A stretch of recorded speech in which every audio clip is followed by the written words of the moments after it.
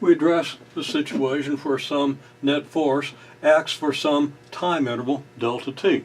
Now this is as opposed to a force F net acting through a displacement interval delta s. And if you recall, when a net force acts through displacement delta s, the result is F delta s, which is the change in the quantity 1/2 mv squared. That is the change in the kinetic energy.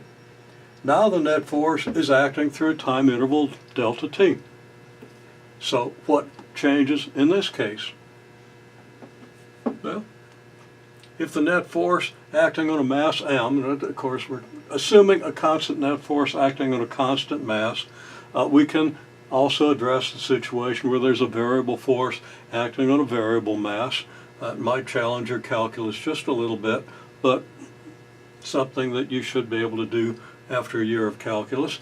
Okay, acceleration's net force over mass, constant net force over constant mass in this case. We can generalize this. Given a time interval delta t, what can you conclude? Well, if the net force is F net, the mass is m, then we clearly know that the acceleration is F net divided by m. So we know we have a constant rate of change of velocity with respect to time, because A being a quotient of a constant net force, constant mass, it's going to be constant. This is, and acceleration is the rate of change of velocity with respect to time.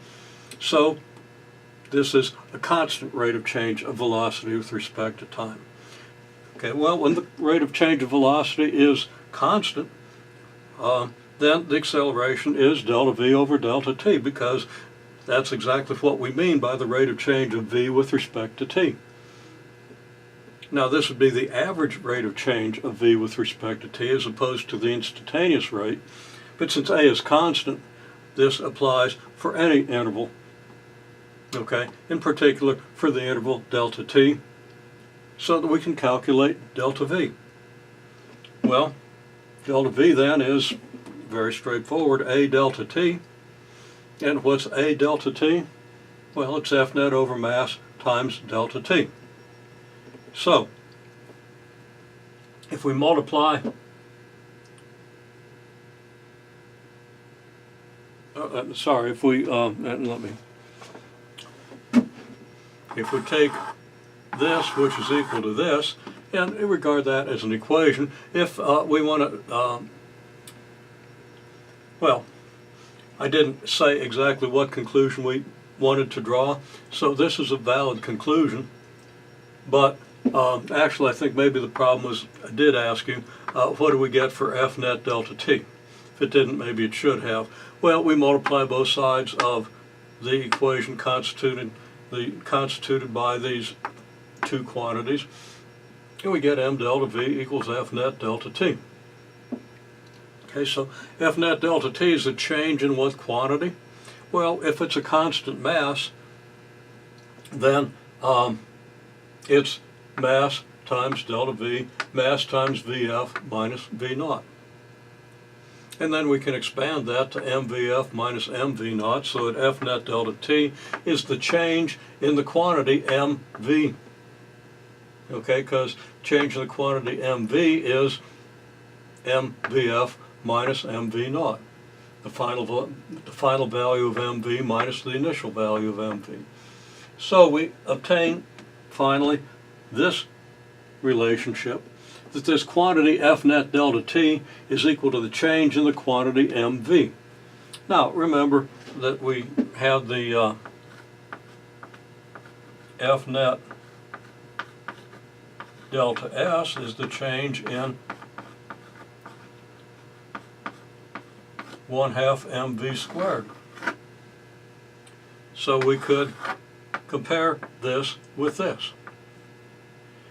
Now we gave this a name, this is work, and 1/2 mv squared is kinetic energy, so the work done by the net force is equal to the change in the kinetic energy.